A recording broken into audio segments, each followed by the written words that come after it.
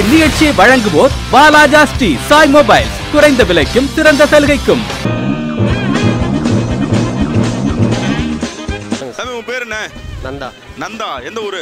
ஆற்காடு. ஆற்காடுல இருந்து நந்தா வந்து அவ்வளவு கேட்க போற அஸ்தான கேள்வி அஸ்தான பதில் சொல்றாரு மட்டும் பாருங்க. என்ன பண்றீங்க? நான் கம்யூனிகேஷன். இந்த கனெக்டிங் பீப்புள்ன்ற அது நீ தானா? அது இந்த கனெக்டிங் பீப்புளில் வந்து பார்த்தா இந்த கம்யூனிகேஷன்றது என்ன விதமான கம்யூனிகேஷனில் இருக்கு? ரிலையன்ஸ் கம்யூனிகேஷன் அப்படின்றது இந்த செல்போனு அதெல்லாம் பண்ணுறது ஒயர்லெஸ் டேட்டா கார்டு இதெல்லாம் கொடுத்துட்டே இருக்கீங்க. இன்னைக்கு இன்டர்நெட் பயன்பாடு எந்த அளவுக்கு நம்மளுக்கு முக்கியமாக தேவைப்படுது? இன்னைக்கு பார்த்தீங்கன்னா 99% இன்டர்நெட் இல்லைன்னா 99% இன்னைக்கு வந்து பார்த்தோன்னாக்கா இன்டர்நெட் இல்லைன்னா மக்கள் ஒருத்தர் தொடர்பு பண்ணுறது வந்து பார்த்தா ரொம்ப குறியிடும். இது வந்து எந்தெந்த இடத்துல நம்ம அதை எடுத்து காட்டலாம்? இப்போ பார்த்தீங்கன்னா மெசேஜில் இப்போ யாரும் பண்ணதில்லை, வாட்ஸ்அப் தான். மெசேஜில் யாரும் பண்ணல, வாட்ஸ்அப். அதுக்கு நெட்டு தேவை. வாட்ஸ்அப் போனால் நெட்டு தேவை. இப்போ ஜஸ்ட் நீங்கள் ஒரு வீடியோ கூட இது பண்ணுறீங்கன்னா வியூ பண்ணுறீங்கன்னா உங்களுக்கு நெட் இருந்தால் தான் நீங்கள் கண்டிப்பாக ஒரு வீடியோவை நம்ம ஏதாவது ஒரு சம்மந்தமாக ஒரு நெட்டில் ஒன்று தேடணும்னா உடனே போனால் நெட்டுக்குள்ளே போனால் தான் கண்டுபிடிக்க முடியும். நெட் இல்லாமல் வேறு எந்த விஷயத்திலும் நம்ம கண்டுபிடிக்கிறதான வாய்ப்புகள் ரொம்ப ரொம்ப குறைவாக இருக்குது. நம்ம ஃபோன் கால் பேசுகிறதுக்கே வந்து பார்த்தா ஒரு நெட்டு வந்து ஒரு முக்கியமான காரணமாக இருக்கா இல்லையா? ஏன்னா ஒரு ஃபோன் கால் முன்ன வந்து பார்த்தீங்கன்னா போனது வந்து நேராக டவர் வச்சு ஒன்று ரிசீவ் பண்ணது. இப்போ ஆப்டிக்கலில் போட்டு எல்லா இடத்துலேருந்து ஒருத்தர் தள்ள ஆரம்பிக்கிறப்போ நம்மளுக்கு அதுலேயும் வந்து நெட் ஃபெசிலிட்டி வந்து நிச்சயமாக தேவைப்படுது. இந்த நெட்டு வந்து பார்த்தா இன்றைக்கி கொடுக்கக்கூடியது இந்த 1 GB அப்படின்றதுக்கான விலை வந்து பார்த்தா போதுமான விலையா இல்லை விலை இன்னும் கூட்டலாமா இல்லை இன்னும் குறைக்கலாமா? இது வந்து பார்த்தீங்கன்னா கம்பெனி சைடில் கம்மியாக தான் தந்துட்டு இருக்காங்க. அதை பார்த்தீங்கன்னா நம்ம டெல்லியிலலாம் பார்த்தீங்கன்னா 200-300 வருது 1 GB. நம்ம பார்த்தீங்கன்னா அவங்க ட்ராய் வந்து ரூல்ஸ் போட்டிருக்காங்க. ட்ராயோடைய கண்ட்ரோலில் தான் அவங்க வந்து இது எல்லாத்துக்கும் வைக்கிறாங்க, விலையை நிறைவேற்கிறாங்க. எல்லாத்துக்கும் வந்து பார்த்தீங்கன்னா ஒரு கடி லாபம் இல்லாத இல்லை. கம்பெனிக்கு லாபத்தை பண்ணுறதுக்காக தான் அவங்க அவ்வளோ கோடியை போட்டுட்டு உட்காந்துட்டு இருக்காங்க. நம்ம இன்னைக்கு இலவசமாக ஒரு சிம்மு வாங்கி வச்சுக்கிட்டு இந்த சிம்மு எனக்கு வேலை செய்யலை, இந்த சிம்மில் எனக்கு இது கிடைக்கல அது கிடைக்கலன்னு சொல்லிட்டு இருக்கோம். அவங்க அவ்வளோ கோடியில் போட்டுருப்போ லாபத்தை பார்க்கறதுக்காக தான் செய்வாங்க. ஆனால் சில இடத்துல வந்து கஸ்டமருக்கு வந்து பார்த்தா எல்லாரும் தேவையான அளவுக்கு மரியாதை கொடுக்குறாங்க. ஆனால் இருக்கிறதுல எல்லாருக்கிட்டையும் இருக்கக்கூடிய ஒரே ஒரு ரொம்ப வருத்தம் என்ன அப்படின்னு பார்த்தோம்னா பழைய கஸ்டமர் யாருமே மதிக்க மாட்டேன்றாங்க. புதிய கஸ்டமருக்கு வரவங்களுக்கு மட்டும் ஆஃபர் கொடுத்து வான்னு கூப்பிட்றாங்க. இதை பற்றி நீங்கள் என்ன நினைக்கிறீங்க? பழைய கஸ்டமர் என்னன்னா 10 வருஷம் சிம் யூஸ் பண்ணிட்டு இருப்பான். இப்போ புது கஸ்டமர் என்னன்னா சிம் கேட்டால் 10 ரூபா சிம் கார்டு என்னன்னா அவன் வாங்கிட்டு 100 ரூபா டாக் டைம் வருது. இன்னைக்கு யூஸ் பண்ணிட்டு நாளைக்கு தூக்கி போட்டுரும். ஒரு கஸ்டமர் பார்த்தீங்கன்னா சராசரியாக 10 சிம்ல இருந்து 20 சிம் யூஸ் பண்ணுறாங்க. ஆமாம், இனி அந்த அளவுக்கு வந்து ஆயிடுச்சு. என்ன காரணம் அப்படின்னா ஏற்கனவே வச்சிருக்கூட ஒரு பழைய நம்பருக்கு வந்து பார்த்தா அந்த ஆப்பெல்லாம் அவர் கொடுக்குறது கிடையாது. நீ போய் ஒரு புதுசாக ஒரு சிம் கார்டு ஆக்டிவேட் பண்ணினா உங்களுக்கு 1 GB டேட்டா ஃப்ரீயாக கொடுக்குற அளவுக்கு இருக்குது. 100 ரூபாய்க்கு வந்து பார்த்தீங்கன்னா அமௌண்ட் கொடுக்குற அளவுக்கு இருக்குது. அதனால் வந்து பார்த்தீங்கன்னா இவங்க போய் அதை பயன்படுத்திட்டு போயிட்டே இருக்கிறாங்க. பூஸ்ட் பிறகு 6 மாதம் 3 மாதம் கொடுக்குறதுலாம் உண்டு. அதனால் அதை பயன்படுத்துகிறாங்க. ஆனால் இருக்கக்கூடிய பழைய கஸ்டமர்களுக்கு அந்த ஆஃபர்லாம் கொடுத்து அவங்களே தாராளமாக போட்டு அந்த நம்பரை நல்லா பயன்படுத்துவாங்க. உண்மை தானே? அதே கஸ்டமர் தான் 10 சிம் வச்சுருக்காங்க. அதே கஸ்டமர் தான் வச்சுருக்கிறாங்க. அதே தான், இதுவும் தப்பு இருக்குது அதுவும் தப்பு இருக்குது. யாரையும் ஒன்றும் பண்ண முடியாது. அவ்வளோதான். இப்போ உங்கள்கிட்ட ஒரு கேள்வி கேட்க போகிறோம். இந்த கேள்விக்கு நீங்கள் சரியான பதில் சொல்லிட்டீங்க அப்படின்னா வாழ சாயம் சொன்னால் அடுத்த ஹெட்ஃபோன் வந்து உங்களுக்கு பரிசாக காத்துருக்குது. என்ன கேள்வி அப்படின்னா இந்த நோபல் பரிசு அப்படின்றாலும் தெரியுமா? நோபல் பரிசுன்னா இந்த நோபல் பரிசு ஒரு துறைக்கு மட்டும் வழங்குறது கிடையாது தான், கொடுக்குறது கிடையாது. அது எந்த துறைக்கும் அது வழங்குறது இல்லை. ஹியூமன் ரைட்ஸுக்கா மனித உரிமை மட்டும் வந்து பார்த்தீங்கன்னாக்கா கொடுக்குறது இல்லையா? இது ஏதாவது புத்தகத்தில் ஏதாவது பார்த்து படித்து தெரிஞ்சுக்கிட்டீங்களா இல்லை ஒரு ஜென்ரல் நாலேஜில் தான் சொல்லுவேன். நோபல் பரிசுனா என்ன அப்படின்றது உங்களுக்கு அது முதல்ல உங்களால் புரிஞ்சிக்க முடியுதா? நோபல் பரிசு என்னன்னா சென்ட்ரல் கவர்மெண்டால் வந்து ஒரு அங்கீகாரம் பெற்ற ஒரு பரிசு. அப்படியா? இந்தியாவில் நோபல் பரிசு சென்ட்ரல் கவர்மெண்ட்டா? சென்ட்ரல் கவர்மெண்ட் ஐயா அந்த நோபல் பரிசு எங்கேயோ வச்சிருக்கிறாமே, கொஞ்சம் பார்த்து கொடுங்க ஐயா. நாங்களும் இருக்கோம். சென்ட்ரல் கவர்மெண்ட்டில் இல்லைப்பா, அது இன்டர்நேஷ்னல் லெவலில் இருக்காது. அதனால் அது ஏதோ இடத்துல ஒரு சில தவறு நடந்துருக்குது. யார் சரியாக பதில் சொல்லி வாங்குறாங்கிறத பார்ப்போம். உங்கள் பேர் ஐயா? இந்திரகுமார் சார். இந்திரலோகத்துலேருந்து வந்துருப்பீங்களோ? கண்டிப்பாக இந்திரலோகம்லாம் அப்படின்னா என்னது? அது இந்திரலோகம்னா அது ஒரு தனி உலகம். இந்திரலோகம்ன்றது அங்கே ரம்பா எல்லாரும் மேனகாலாம் இருப்பாங்களா? பார்த்துருக்கீங்களா? எல்லாருமே இருக்கிறாங்க, பார்த்துருக்குறாப்பிலையா? இதுக்கு நாங்களாம் இந்திரலோகம் வரதுக்கான வாய்ப்புகள்லாம் உண்டா? சான்ஸே கிடையாது. உங்களுக்கு அனுமதி இல்லை. எங்களை மாதிரி ஆளுகளுக்கெல்லாம் நோ என்ட்ரி. இவ்வளோ மாதிரி ஆளுகளுக்கு மட்டும் தான் இந்திரலோகத்தில் வந்து போயிட்டு ரொம்ப ஊர்வசிலாம் வந்து ஆடுறத டான்ஸ் பார்த்துட்டு வருவாங்க. நமக்கு அந்த வாய்ப்பு இல்லை. என்ன பண்ணுறீங்க? அதெல்லாம் ஒரு முகராசி வேணும். அது வேணும். அது எங்கே இருக்குது? அது இல்லையே. அது இருந்திருந்தால் பரவாயில்ல. என்ன பண்ணுறது? என்ன பண்ணுறீங்க? நிசான்னா ரெனால்ட் நிசான் இந்த கார் கம்பெனி வருது அதுதானே? அதுனா விலை ரொம்ப கூடும் சொல்றாங்களே, உண்மையா தானா? அப்படிலாம் விலை ரொம்ப கம்மி தானா? கம்மியில் லாங் அதிகமாக இல்லை, ஒரு அளவுக்கு. ஆரம்ப விலை என்னப்பா நிசான்ல?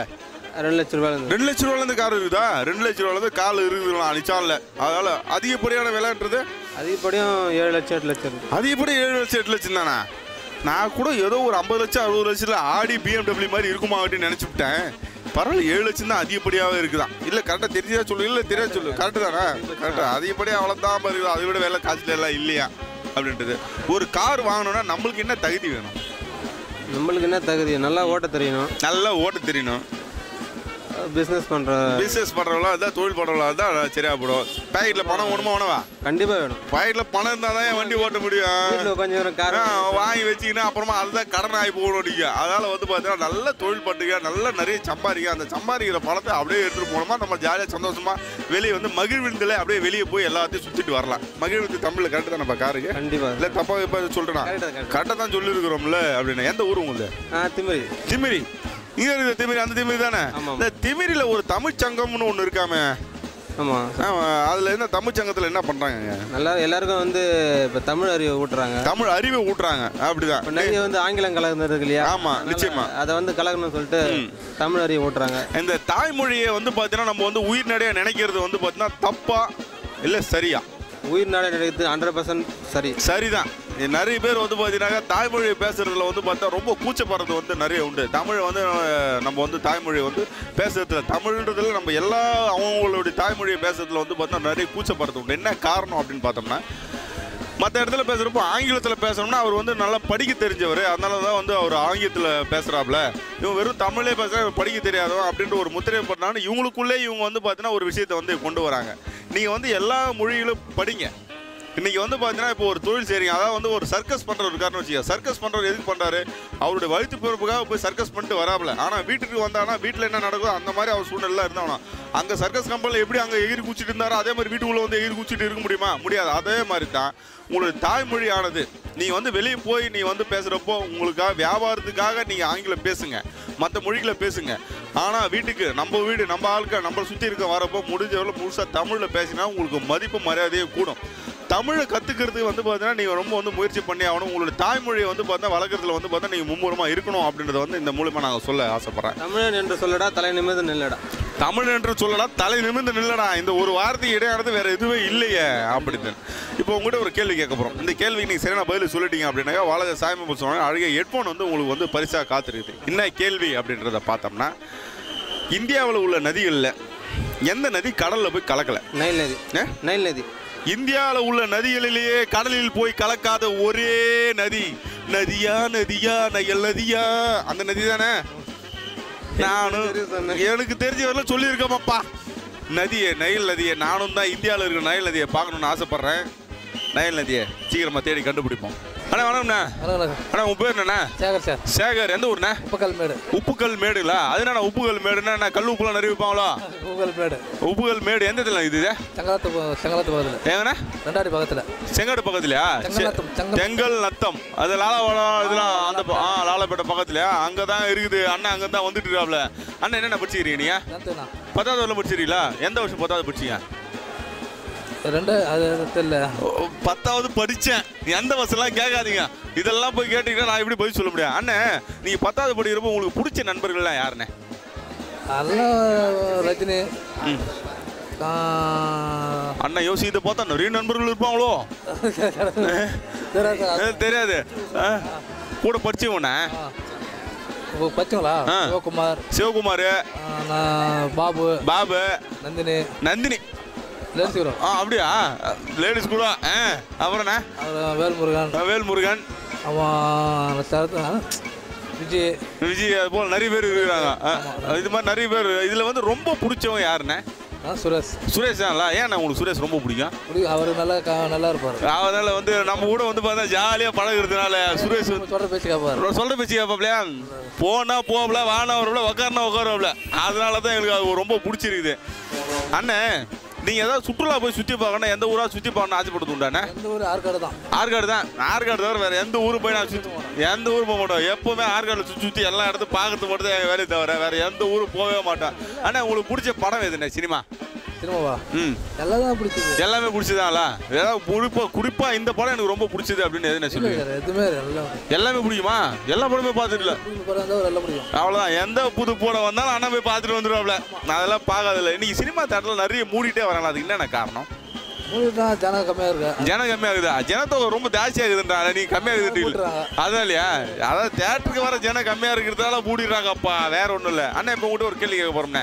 இந்த கேள்வி நீங்கள் சரியான பதில் சொல்லிட்டீங்க அப்படின்னா வாலாஜி சாமி போச்சு அழகாக ஹெட்ஃபோன் வந்து உங்களுக்கு பரிசாக இருக்குதுண்ணே. இல்லை கேள்வி எனக்கு கேட்கவே இல்லையாண்ணா. கேள்வியே கேட்க போகிறோம்ண்ணா. அந்த கேள்வி வரல கேட்டு வரல கரெக்டாக பதில் சொல்லுண்ணே. இந்தியா இருக்குல்ல, இந்தியாவில் உள்ள நதிகள்லையே எந்த நதி கடலில் போய் கலக்கலை? எப்போ இல்லைண்ணா, எப்பவுமே நதியில் கலகாத்து. இது கடலில் போய் கலகாத்து. அந்த நதி போய் கடலில் போய் எப்பவுமே கலகாது. உப்பு எதுண்ணா? உப்பா? அண்ணா உப்பு இல்லைண்ணா. அண்ணன் எங்கேயோ போயிட்டாப்ல. உப்பு கல்லுன்னு வந்ததுனால உப்பு கல் தானே கருங்கல்லுங்களா? கடலில் போய் கலகாத்து. அதான் தெரியல சார். ஏதாவது ஒரு நதி பேரை சொல்லுங்களா, தோராயமா அடிச்சு விடுங்களா பார்க்கலாம். ஹெட்ஃபோன் வருதான்ட்டு திடீர்னு இப்படி ஒரு கேள்வி கூப்பிட்டு கேட்டு யார் சரியா சொல்றான்றத பார்ப்போம்.